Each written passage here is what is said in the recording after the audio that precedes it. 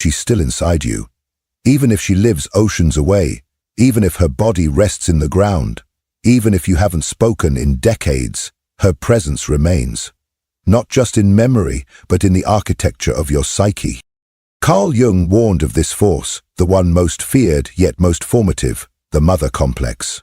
It is not simply about the woman herself, but about the inner image, the emotional imprint she left behind. An invisible force that shapes your choices, your voice, your relationships, and the very story you believe about yourself. This is what Jung called the shadow mother, not the nurturing face you showed the world, but the psychic residue of unmet needs, silent expectations, and ancestral pain. And here lies the painful truth: you will never fully heal until you face her, not the outer mother, but the one who still lives within you. For many, this territory is sacred and terrifying. Jung wrote, "Nothing has a stronger influence psychologically on their environment, and especially on their children, than the unlived life of the parent." When you carry your mother's pain, her shame, her silence, her sorrow, you become entangled in a life that is not your own. You begin to live as her echo, her protector, her extension, and your soul begins to dim. This is not a path of blame. It is a call to return to yourself, to reclaim the parts of you that were never nurtured, to honor the grief your inner child was never allowed to feel, to set down the weight you were never meant to carry. In this exploration, we are not pointing fingers, we are lighting candles in the darkest corners of your psyche, because true freedom does not come from resenting the mother, it comes from consciously facing the mother within. In this video, we will journey deep into the forbidden corners of your psyche, beyond heartbreak, beyond the ego, into the alchemical process of death and rebirth that begins the moment you finally decide to let her go. You will see why your healing has been stuck, how the mother wound has shaped your identity, and how Jung's profound teachings offer a path not just to survival, but to sovereignty. The truth is simple, though not easy. You are allowed to leave the role of the child. You are allowed to stop carrying the sorrow that is not yours. You are allowed to rewrite the myth, and it begins with one terrifying act of courage: facing the mother in your mind. Let's begin. The first, the role of the mother archetype in the collective unconscious. In Jungian psychology, the image of the mother is not limited to the woman who gave us life. She occupies a primordial seat in the architecture of the collective unconscious, a timeless, transpersonal image encoded into the very soul of humanity.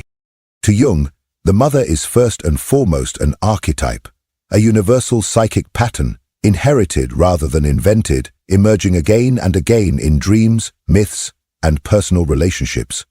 She is not just personal, she is eternal. The mother archetype carries a dual face: the life-giver and the life-devourer, the nurturer and the smotherer.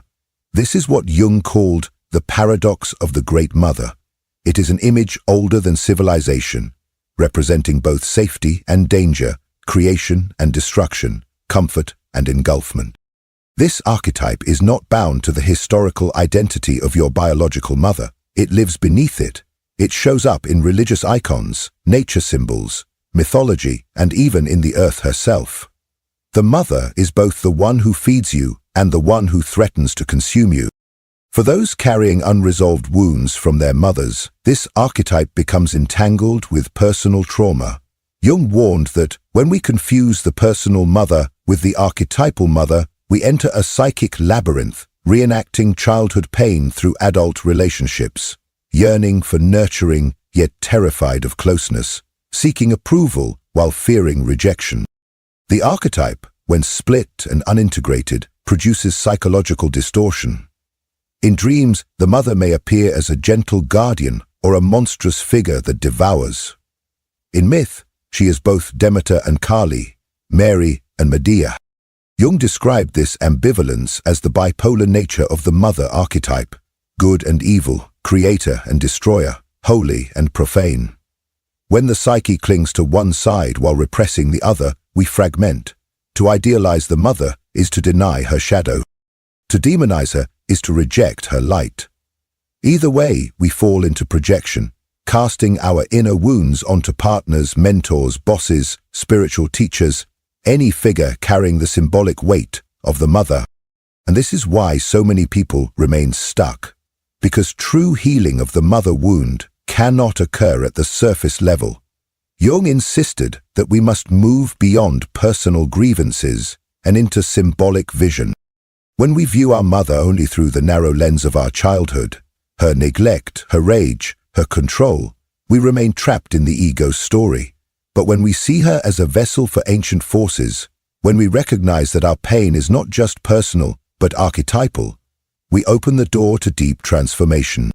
Jung wrote, "The greatest burden a child must bear is the unlived life of the parents, and it is often through the mother that this unlived life is passed down, her shame, her silence, her grief." The mother complex takes root when the mother's emotional reality becomes internalized by the child, not as a memory, but as a mirror. A child who is emotionally neglected may internalize the belief, "I am unworthy of love." A child who is smothered may internalize, "I am not allowed to be separate, to be free." These voices do not vanish with age. They become the inner monologue of the adult, dictating how you see your worth, your body, your voice, your capacity to love, to belong, to thrive. Unless these inner images are made conscious, the individual will unconsciously seek resolution outside, in romantic partners, in career success, in spiritual bypassing. But the root remains untouched. The wound continues to whisper, "You are still not enough." Jung taught that the mother wound is not just a personal tragedy, it is a collective inheritance. It is a psychic pattern passed through generations, encoded like emotional DNA. Mothers unknowingly transmit their own pain, their own repression, their own disconnection from the feminine principle. And the children, unless awakened, carry it forward, until one day someone, perhaps you, has the courage to face the mother image within and say, "This story ends with me." To Jung, healing was not about changing the mother. It was about transforming your relationship to the inner mother. That complex web of associations, emotions, memories, and projections living deep within the psyche. And this work is not small, it is sacred. Because until you confront this inner image, the real transformation cannot begin. The mother is also earth. She is nature. She is the unconscious itself. When we are disconnected from the mother within, we are also disconnected from nature, from our bodies, from intuition, from the mystery of the unknown. We fear the dark, we fear feeling, we over-identify with the rational, the masculine, the controlled, and in doing so, we lose the richness of the soul.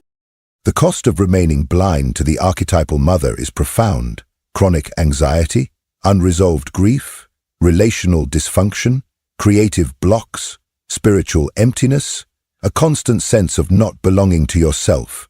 Jung saw this as a psychological epidemic, a generation adrift from its ancestral roots, from the feminine depths, from the great mother who births not only bodies, but souls. So here is the threshold. Can you see your mother not only as the woman who hurt you, but as the doorway into the ancient psychic forces that shaped her? Can you recognize the archetype moving through her and through you? Can you hold her flaws and your pain without collapsing into blame or idolization? This is not about absolution, it is about liberation. Because until you see the mother image clearly, not just as mother, but as mirror, you will continue to walk in circles. Healing will remain shallow, insight will not penetrate the unconscious. But when you face the archetypal mother as she is, vast, mysterious, paradoxical, you no longer seek love from her shadow, you return to the root. You begin finally to become yourself. The second, the shadow mother and the psychological imprisonment.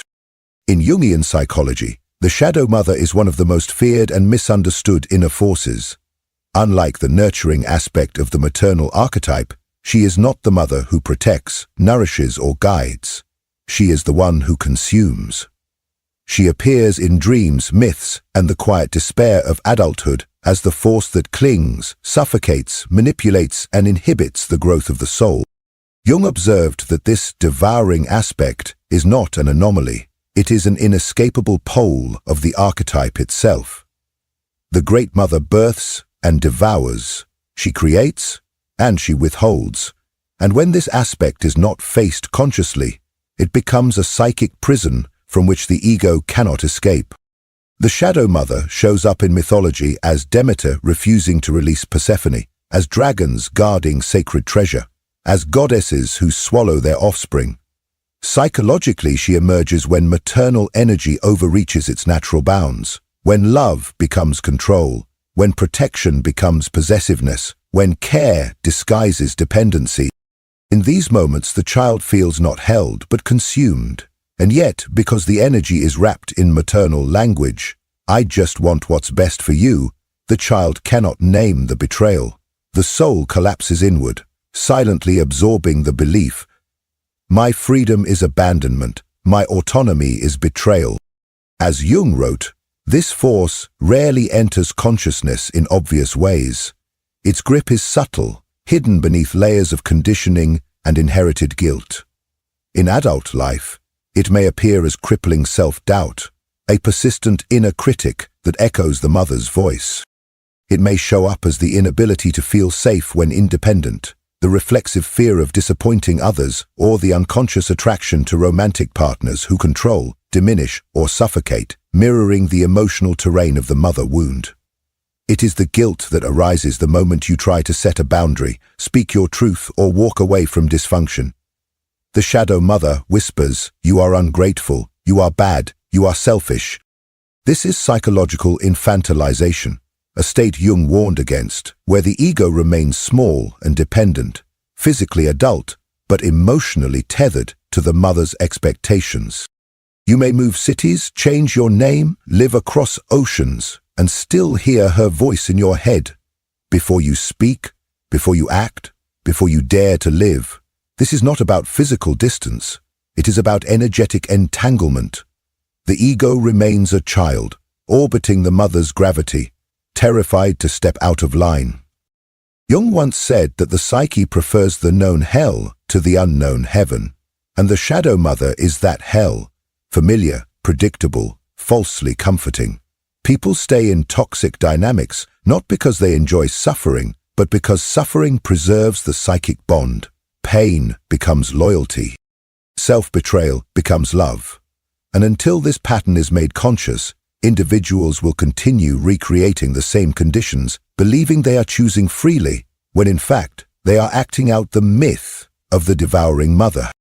And what is the mother's most powerful tool? Guilt. Not the healthy guilt that corrects moral failure, but a primordial guilt, an inherited, irrational fear that to separate is to die. Jung described this as the psychic leash, forged not from logic, but from archetypal fear. I am bad if I walk away. I am betraying her if I become myself. This guilt is ancient. It speaks to the terror of exile, the primal fear of losing the container of life itself. And, under its weight, many remain frozen, sabotaging joy, suppressing truth, collapsing before every act of self-assertion. But paradoxically, Jung taught that the Shadow Mother is not just the jailer. She is also the gatekeeper of the soul. She is the dragon that guards the gold, the monster you must face to retrieve your own name. The pain she causes is not meaningless. It is an initiation. In myth, the hero must confront her not to destroy her, but to reclaim what she holds hostage, the right to exist, to feel, to create, to choose. Integration, not annihilation, is the task. To do this, Jung encouraged active imagination, a conscious inner dialogue with the devouring mother within. You visualize her, you speak to her, you express the rage, the sorrow, the betrayal. You let the abandoned child speak, you let her speak. You come face to face, not with evil, but with a wounded archetypal force, distorted by generations of fear, shame, and unlived longing.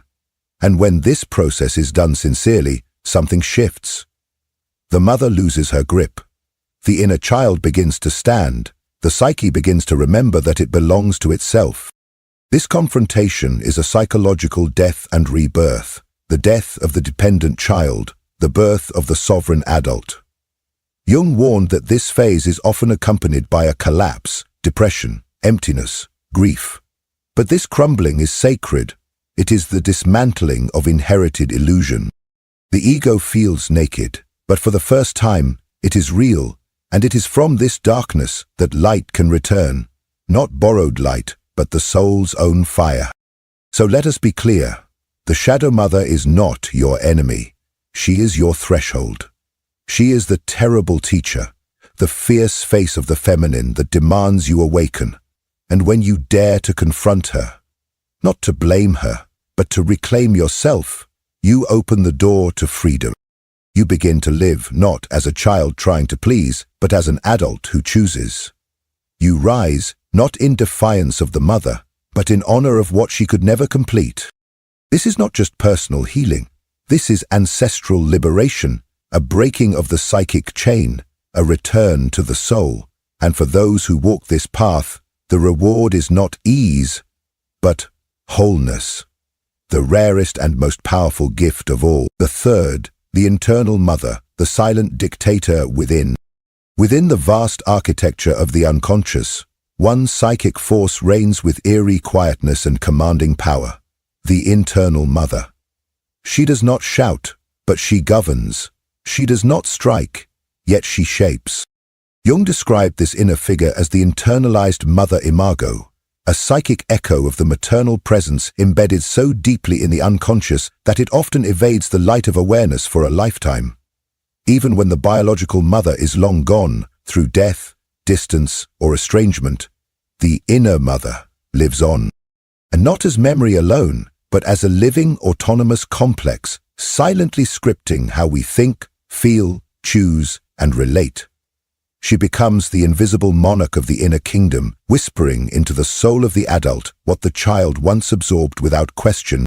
From our very first breath, the mother, or the one who stood in her place, became the mirror through which we glimpsed our first sense of self.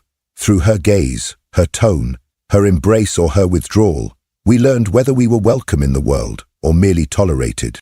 Jung believed these early impressions are not merely stored in the brain, they are mythologized in the soul, crystallized into what he called the mother complex. This psychic constellation becomes the mother imago, a symbolic image that carries emotional charge, meaning, and mythic weight. And here is the tragedy. The imago is rarely accurate. It is not the mother as she was, but the mother as we perceived her, through a psyche still unformed, still desperate to survive. If the internal mother was nurturing, attuned, and consistent, she becomes an inner wellspring of self-worth and security. But if she was absent, rejecting, critical, or enmeshing, she becomes a silent saboteur, a force that, though unseen, conditions every relationship, every risk, every dream. Her voice may whisper, "You are too much. You are not enough. Don't speak, don't shine, stay small, stay safe." Jung warned that when this voice is mistaken for the self, the individual becomes enslaved to a ghost, confusing inherited programming with inner truth. This is the birthplace of the inner saboteur, not mere insecurity, but the internalized criticism of a mother who once withheld approval or used affection as currency. The inner mother might appear in the psyche as an echo of disappointment, a command to abandon the self in favor of pleasing others, or a subtle panic whenever we dare to break away from inherited roles. Her voice arises during moments of expansion, like a hand pulling us back into the familiar prison of self-doubt. And when this internal figure is not made conscious, Jung explained, she is projected outward, onto lovers, teachers, bosses, friends. Suddenly we are no longer seeing people for who they are, but through the emotionally charged lens of our unmet maternal longing. We expect them to heal wounds they did not cause. We react to them with disproportionate fear, neediness, or rage. We chase the fantasy of being chosen, nurtured, or validated, while unconsciously attracting partners who replicate the very emotional dynamics we are trying to escape. The negative mother unintegrated becomes a filter on reality, and the result is confusion, disillusionment, and emotional repetition. In its most destructive form, the internal mother becomes a psychic vampire, not metaphorically but energetically. She drains our vitality, she suppresses our instincts, she clouds our creative fire. This manifests as chronic exhaustion, emotional flatness, a fear of choosing boldly, or an inability to make decisions without guilt. The individual feels frozen, alive, yet estranged from life. Jung saw this as a possession, a kind of inner colonization, where the soul is no longer sovereign, but governed by a frozen image from the past. And yet, paradoxically, we remain loyal to her, even if she wounded us. Even if she was cold or cruel, the psyche clings to the image, hoping that if we just stay small enough, obedient enough, wounded enough, we might finally win her love. But Jung called this a tragic illusion. The internal mother is not evolving. She is not real. She is a fixed, psychic imprint. No matter how much we contort ourselves to earn her affection, we will only sink deeper into self-abandonment. To heal, Jung insisted, we must initiate a conscious separation. Not from our physical mother, but from the inner image that holds our soul hostage. This means naming the mother complex for what it is. It means facing the inner figure directly, through active imagination, inner dialogue, dreams, and symbolic ritual. It requires us to allow the exiled feelings to rise: rage, grief, betrayal, longing. It invites us to reclaim the voice we buried, the boundaries we feared to draw, the power we once surrendered to survive. This separation is not rebellion, it is individuation, the sacred right to exist as a self, not a shadow. And it is not enough to disarm the shadow. Jung believed we must also reclaim the light, the positive face of the mother archetype, the inner nurturer, the protector, the creative force. This does not come from fantasy or denial. It comes from building a new internal relationship, one rooted not in scarcity, but in sovereignty. Through kind self-talk, inner rituals of care, connection to mythic feminine symbols, and practices of creativity and embodiment, we slowly begin to mother ourselves. And in doing so, we reclaim the parts of our psyche once exiled in the name of survival. Jung wrote, "We do not become enlightened by imagining figures of light, but by making the darkness conscious. In the realm of the mother complex, that darkness lives in the internal mother, the silent dictator, the inherited voice, the ancestral wound. And until we face her, not with hatred, but with clarity, we remain bound. But once we do, we step into something sacred. We begin to live, not as children seeking permission, but as adults who carry within them both the fire and the gentleness of the healed feminine. We no longer wait to be chosen. We choose. We no longer beg to be loved. We love ourselves into wholeness, and in that act, the spell of the inner mother begins to break, and a deeper self begins to rise. The fourth, separation and the necessity of the independent ego. Carl Jung taught that one of the most sacred and agonizing thresholds in psychological life is the symbolic separation from the mother complex. This is not a rejection of the mother herself, but a confrontation with the archetypal gravitational field that pulls the ego back into fusion, dependence, and unconscious loyalty. Without this separation, Jung warned, there can be no individuation, no true I, no fully awakened life. The process is less a social event than it is a profound psychic rite, a death and rebirth hidden beneath ordinary adult struggles with boundaries, identity, and purpose. To remain enmeshed with the mother imago, whether through guilt, fantasy, or unconscious fear, is to live behind a veil, acting not from self-possession, but from inherited roles. The obedient child, the silent pleaser, the internal orphan waiting to be seen. Jung likened this inner severance to a second birth. The first freed the body, the second frees the soul. It is through this painful unbinding that the adult self begins to rise, not in rebellion, but in reverence for what must evolve. Yet, many resist this rite. The separation, while essential, is met with terror. Jung identified the forces that bind us: the fear of annihilation, the child's primal terror that to separate is to die, the guilt of betrayal, a psychic belief that individuation is an act of ingratitude toward the one who gave us life, the comfort of familiarity, where even suffocation feels safer than freedom, and the cultural scaffolding that elevates familial loyalty above inner authenticity. These are not mere neuroses, Jung emphasized. They are ancient archetypal currents in the collective unconscious, forces that every human must face if they are to become whole. When separation is avoided, the consequences are profound. The child archetype hijacks the adult ego. Beneath the surface of polished lives and high-functioning roles lies an inner child, unseen and unhealed, still pleading for permission to be real. These individuals live in adult bodies, but cannot claim their inner authority. They hesitate before action, defer decisions, suppress desires, and fear failure not for what it is, but for what it might say to the lingering mother in the mind. In Jung's eyes, this was not immaturity, it was psychic captivity.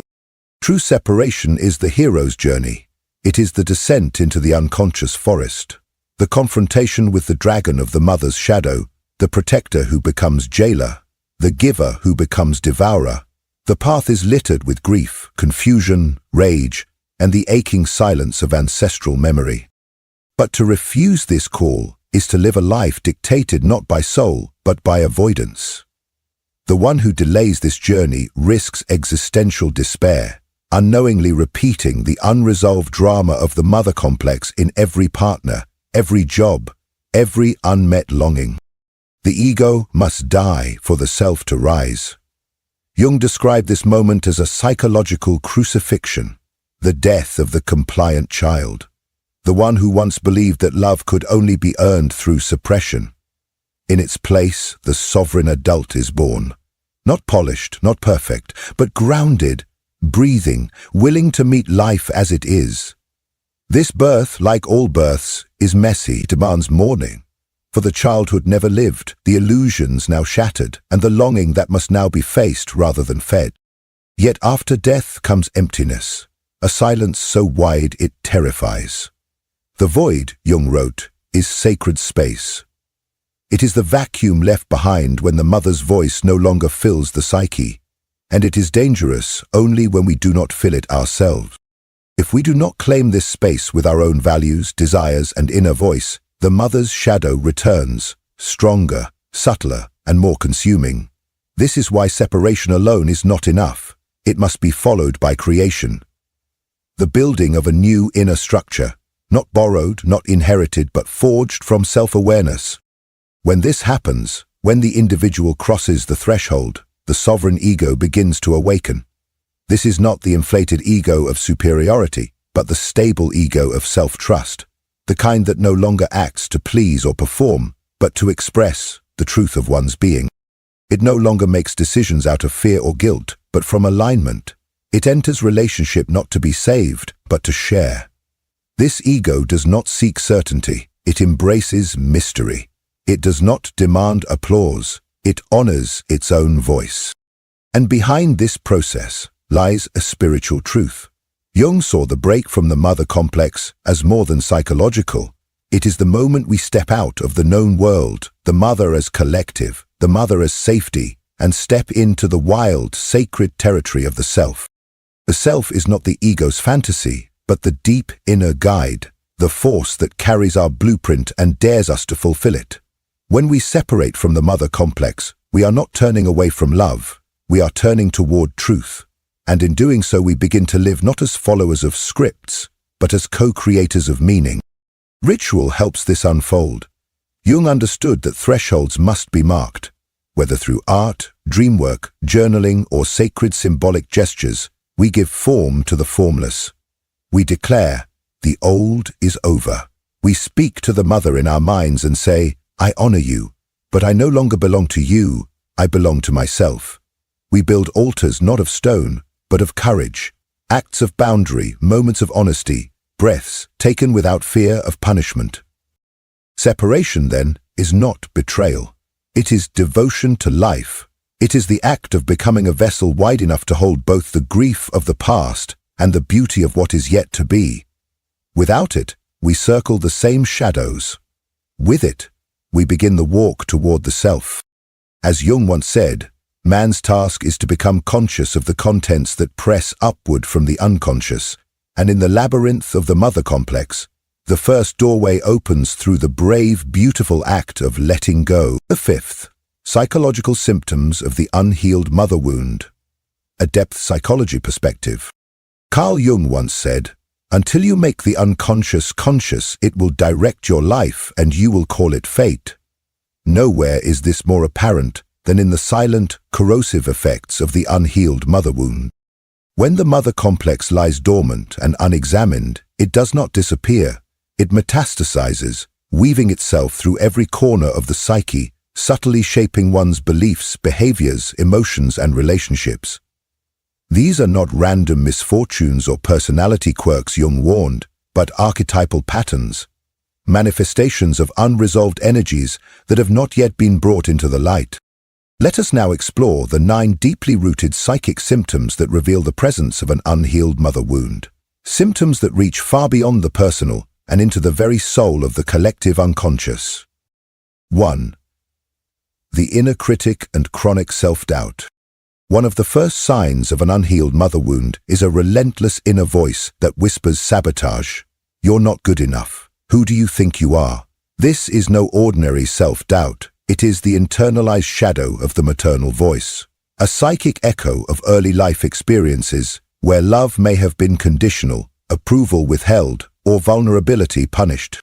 Disguised as logic or morality, this voice punishes the ego and stifles the emerging self.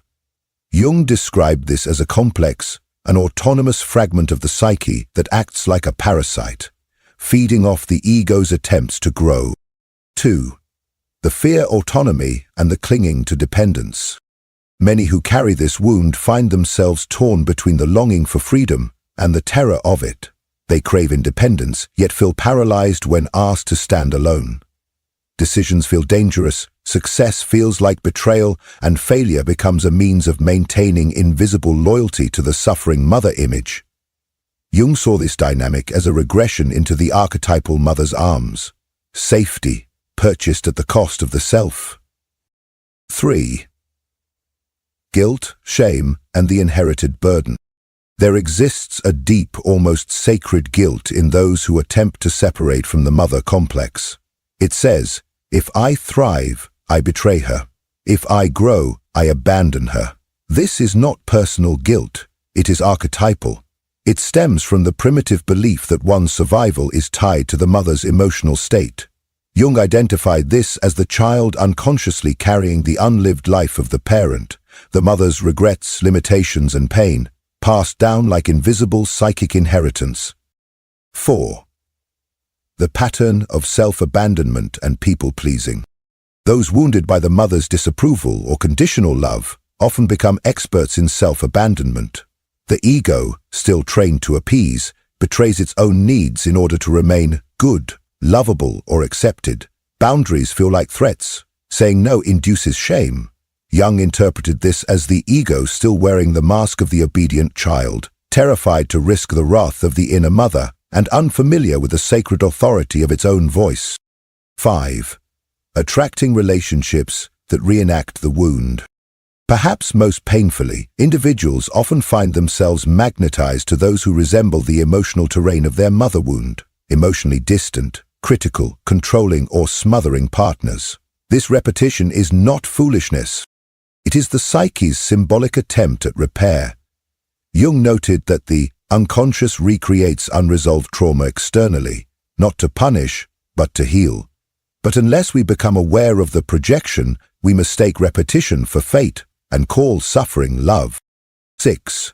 The core wound of not enoughness. I am not enough becomes the soul's background hum, a silent decree inherited from a mother's neglect, absence, or unreachable standards. This belief manifests as perfectionism, overachievement, shame, and the inability to feel joy without apology. Jung recognized this as the cry of the inner child, still waiting to be seen, still waiting to be touched by the warmth that never came. 7. The suppression of creativity and the fear of expression. The mother archetype is not only a nurturer, but also a creator. When that archetype is wounded, creativity becomes dangerous. Expression feels unsafe. The individual becomes paralyzed, afraid that their gifts will be judged, their voice silenced, their light rejected. Jung taught that when the devouring mother archetype dominates the psyche, the individual unconsciously fears that to shine is to provoke abandonment or worse, retaliation. 8. Somatic symptoms and the body's cry for healing. What the mind represses, the body expresses. Jung observed that unresolved complexes often manifest as physical symptoms: fatigue, anxiety, autoimmune disorders, and eating issues that reflect the split between being nurtured and consumed. These are not random ailments. They are the body's symbolic language, asking for reconciliation between the wounded ego and the forgotten inner child. 9. Spiritual alienation and existential emptiness. At the center of the unhealed mother wound lies a void, a hollowness where connection to the feminine principle, the Great Mother, has been severed. The individual may feel spiritually orphaned, forever searching for something they cannot name. They chase approval, success, or ecstasy, but nothing satisfies. Jung saw this as the soul's hunger for reconnection with the archetypal mother, the lost source of life, wisdom, and inner belonging. Final reflection for Part 5. The symptoms of the mother wound are not signs of personal weakness. They are messages. They are cries from the soul that something essential has been lost, ignored, or buried. Jung did not teach us to blame our mothers. He taught us to retrieve our projections, to face what we have exiled, and to reclaim ourselves. Healing does not mean erasing the past. It means learning how to hold it without being held hostage by it. Until you make the unconscious conscious, it will direct your life and you will call it fate. In the realm of the mother wound, this is not a metaphor, it is a map. And the path begins not with blame, but with awareness. Not with rebellion, but with reclamation. The child who was never seen must now become the adult who chooses to see themselves.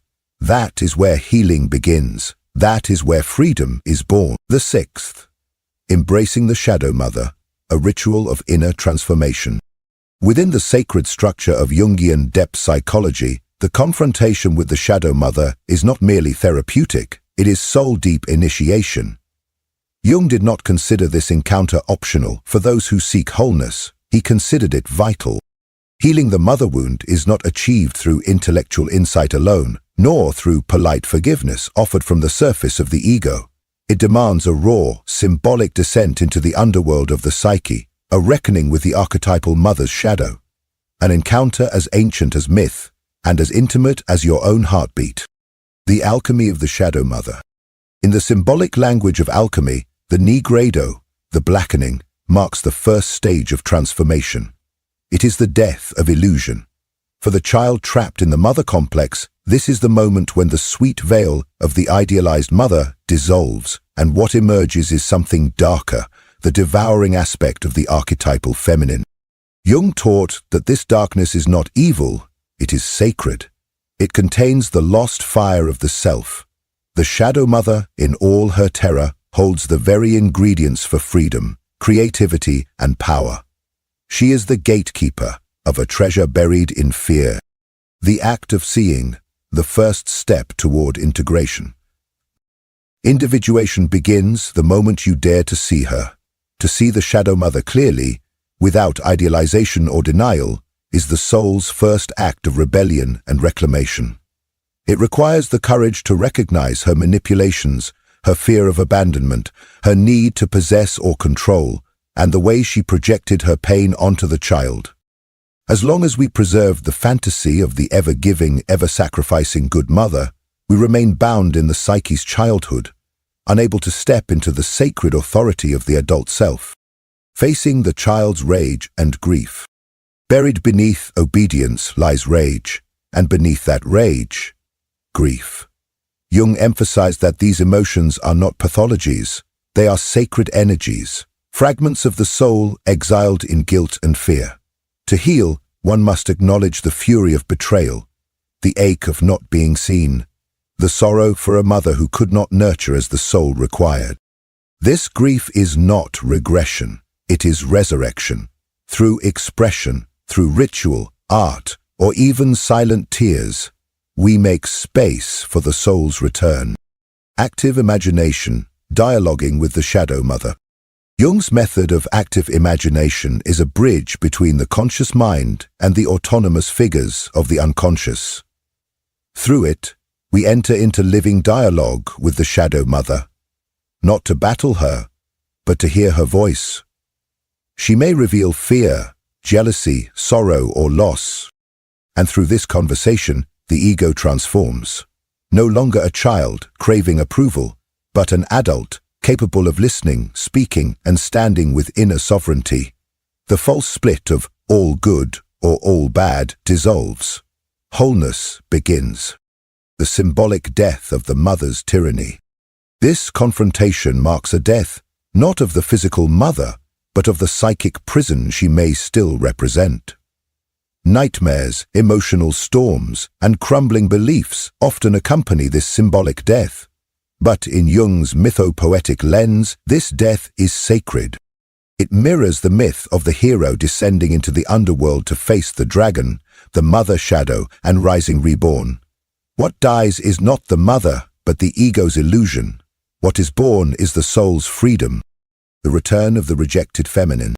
The shadow mother does not only wound the heart, she wounds the feminine within. Intuition, softness, joy, sensuality, receptivity. When we fear the mother, we fear these parts in ourselves. But integration brings reunion. We begin to trust the inner knowing we once silenced. We express emotion without shame. We create, feel, and love, not as a child needing permission, but as a soul remembering its right to exist.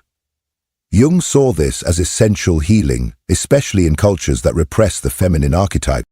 Rituals of transformation and liberation. Transformation must be marked. The psyche needs ritual. Symbolic acts. Writing unsent letters, burning them in ceremony, creating art, declaring sovereignty in sacred space, signal to the unconscious that something has shifted. Jung believed that rituals serve as thresholds. They mark the death of the old self and the birth of the individuated one. They whisper to the shadow mother, "Your reign is over. I honor you, but I no longer belong to you." The emergence of compassion, seeing the mother as human. When the work is done, something remarkable happens. The mother, internal or external, is no longer a goddess or a monster. She becomes human, wounded, yes, flawed, yes, but human. Jung taught that true compassion emerges not from obligation, but from insight. This compassion does not excuse the harm, it frees the heart from bitterness. It allows the soul to breathe again, unchained from resentment and reconnected to the river of life. Final reflection for part 6. To face the shadow mother is to descend into the cave where your fear and freedom dwell side by side. It is not an act of violence, it is an act of devotion to your truth, to your soul, to life itself. Jung called this journey individuation, the becoming of the whole self. It begins with a rupture, passes through grief, and culminates in rebirth. There is no coming to consciousness without pain, Jung wrote. But beyond the pain is your freedom. The freedom to live, not in reaction to the past, but in service to the self. The freedom to love, not from lack, but from fullness. The freedom to die, not as someone's child, but as your own sovereign soul. The 8th. Forgiveness is not the goal, freedom is. In the sacred language of Jungian psychology, forgiveness is not the crown of healing, but a shadow that may quietly follow the deeper light of inner transformation. Carl Jung did not place forgiveness at the center of the individuation process, for he knew that no authentic healing begins with moral obligation or societal performance. Instead, he taught that the true path begins with something far more difficult, the descent inward, to face, without flinching, the full reality of the wound, especially when that wound was carved by the hands that were meant to hold us. If forgiveness ever arises, Jung insisted, it must not be manufactured. It is not a ceremony for others, nor a badge of spiritual superiority. It is the quiet, unforced consequence of soul retrieval, the moment when the individual has reclaimed their psychic authority and no longer requires external resolution to be whole. Forgiveness, if it appears, is a byproduct of integration, not a prerequisite for liberation. Jung cautioned that premature forgiveness often becomes a psychological bypass, a sedative offered in place of inner fire. We are taught, especially in spiritual and religious systems, that forgiveness equates to virtue. But when forgiveness is offered too quickly, when it emerges from guilt, religious duty, or the fear of being seen as unhealed, it becomes yet another mask worn over unacknowledged rage, sorrow, and betrayal. In this form, forgiveness serves the mother complex. It is not liberation, it is suppression. Before true healing can take root, something more raw must be honored. The voice that was silenced, the anger that was shamed, the grief that was denied, the child within who waited and was never seen. Jung believed that to feel these truths is not regression, it is revolution. The individual must grieve the mother they never had, rage against the control that suffocated their becoming, and mourn the years sacrificed in loyalty to an illusion. This is not an attack on the mother, it is the emancipation of the soul. Healing begins when the mother is no longer frozen in myth, neither angel nor monster, but seen clearly as she was and is, a fallible, wounded human being.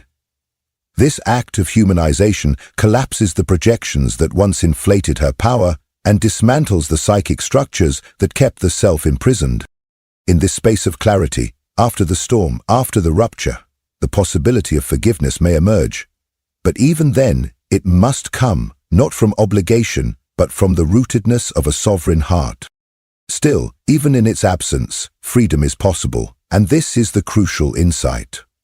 Jung insisted that forgiveness is not required for liberation. What is required is integration. The individual must gather the pieces of their soul, long exiled, voice, feeling, rage, softness, and bring them back into conscious life.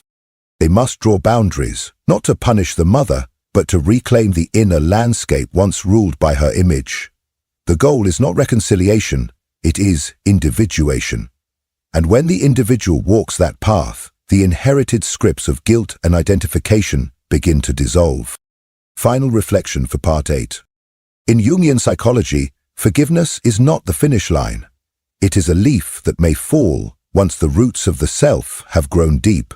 The true journey is not toward reconciliation, but toward restoration of inner authority. It is the quiet revolution of no longer editing your truth to earn love, no longer muting your instincts to preserve connection, no longer shrinking to maintain the illusion of peace. Jung wrote, "Only the man who can consciously assent to the power of the shadow within himself can overcome it." In the realm of the mother complex, this means no longer waiting for forgiveness to set you free. It means you rise, you reclaim, you choose to free yourself. Not later, not when it's safe, but now. The final passage. Rebirth beyond the mother complex. In the realm of Jungian depth psychology, the healing of the mother wound is not the culmination, it is the sacred crossing into a new life. It marks not merely the resolution of pain, but the symbolic death of the self who was shaped by survival, silence, and inherited sorrow. And in that death, a rebirth begins, one no longer tethered to ancestral roles or invisible loyalties, but grounded in the sovereignty of the authentic self.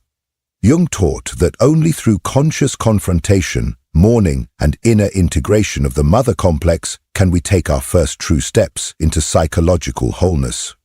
This is no ordinary healing, it is metamorphosis of the soul, the dissolution of the false self. As the grip of the mother complex loosens, the scaffolding of ego built upon pleasing, performing, and preserving the family myth begins to fracture. Jung warned that this unraveling often arrives cloaked in crisis, an identity collapse, where former values seem hollow, direction disappears, and the center no longer holds. But this sacred disorientation is the negrido of the alchemical journey, the blackening phase in which the old must dissolve to make way for the gold hidden beneath. In the void left behind, something deeper stirs. The ascent of the sovereign self. What emerges from this psychic underworld is not the child returned, but the adult born anew. No longer orbiting the mother's imagined gaze, this self is guided not by guilt or longing, but by inner alignment. This reborn individual no longer seeks rescue or validation. They parent themselves. They choose presence over performance, and they begin to walk, not with apology, but with quiet authority. Jung named this the awakening of the sovereign, the self that lives from its own center. The rewriting of the inner myth. The transformation of identity requires the unraveling of an inherited script. The old narrative, I must sacrifice myself to be worthy, I am never enough unless I earn it, must be unbound from the psyche. In its place, a new myth emerges, one written not in reaction to the mother's pain, but in reverence for one's own truth. Jung considered this inner revision a sacred rite, the individual stepping out of a family tragedy and becoming the author of a new symbolic life. The sacred boundaries of individuation. With this emergence comes the necessity of boundary, not to punish, but to protect. The external mother, if still present, must be met with clarity. The internal mother, her voice of shame, fear, or guilt, must be recognized and gently disempowered. Jung emphasized that boundaries are not severances of love, but declarations of selfhood. They are the psychic lines that guard the adult from regression and honor the hard-earned terrain of the self. The reclamation of the inner mother. A profound shift occurs when the need for external nurturance is withdrawn and rerouted inward. Here, the archetypal inner mother is reclaimed, not as the voice of judgment, but as the whisper of intuition, softness, and care. Self-parenting becomes a living ritual. Rest becomes sacred. Emotion is honored without apology. Jung understood this as the reintegration of the feminine principle, where being is no longer seen as weakness, but as wisdom in motion. The rebirth of creative life. Once freed from the mother's unconscious dominion, the soul begins to flower again. The creative force, long paralyzed by fear of rejection, begins to move. It may come as words, visions, touch, or movement. Jung believed this creative renewal was not decoration, but evidence that individuation is taking root. For to create is to claim authorship of your life, to act, not from wounding, but from wonder, returning whole to the world. Jung taught that individuation is never self-centered. It prepares the individual to return to the collective, not as a fractured child seeking healing from others, but as an adult who can offer presence, wisdom, and love. Relationships transform. They are no longer reenactments of loss, but vessels of reciprocity. Purpose becomes a channel, not for approval, but for contribution. This is the matured self, standing in the world without shame, breaking the spell for future generations. Perhaps most miraculously, Jung saw the healing of the mother wound as a transgenerational act. To confront and integrate it is to interrupt the ancestral pattern. No longer is the mother's pain unconsciously passed on. Instead, the healed individual becomes a conscious ancestor, one who returns not to rescue the mother, but to redeem the line. This is the deeper offering, to be the one who ends the spell and births a new legacy of wholeness, creativity, and freedom. Final reflection. Rebirth, in Jungian psychology, is not about becoming who you were before the pain. It is about awakening to the truth of who you were always meant to be. It is the quiet rebellion against inherited guilt, unconscious loyalties, and familial shadow. It is the radical act of taking the pen back into your own hands. As Jung so powerfully wrote, your vision will become clear only when you look into your own heart. Who looks outside dreams, who looks inside awakes. And in the aftermath of the mother wound, awakening means this: no one else is coming to rewrite your story, because now you are the author, and the page before you is blank. If something within this message stirred you, if even a single word mirrored your inner experience, I invite you to let your voice be heard in the comments. Have you encountered that soul whose presence feels like home, or are you still walking the sacred path back to yourself? Your story, however unfinished, may become the lantern in someone else's darkness, the very sign they didn't know they were searching for. And if someone close to you is silently struggling with the illusion that love must hurt, that self-abandonment is the price of connection, or that they are unworthy of peace, share this video with them. Help me reach the ones who need to remember. Real love does not demand that we shrink. True connection does not ask for sacrifice of the soul. And the most vital union we will ever form is the one with our own inner truth. Before you go, I invite you to subscribe and activate the notification bell. Here, in this space, we journey beneath the surface of things, exploring the hidden architecture of the psyche, the whispers of the unconscious, and how every relationship is but a mirror reflecting our personal evolution. If there's a theme, a question, or a wound you would like us to explore in future videos, leave it below. This space breathes because of you. Your voice is not only welcome here, it is essential. Thank you for showing up, not just to this video, but to your inner work, to the sacred labor of remembering who you truly are. And always remember this: when the right person appears, your soul will know, not through fear, but through peace. But until that moment, let your most intimate relationship be the one you cultivate within. That is the foundation, that is the home. And from that wholeness, all things real are born. Until next time, I'll see you on the path.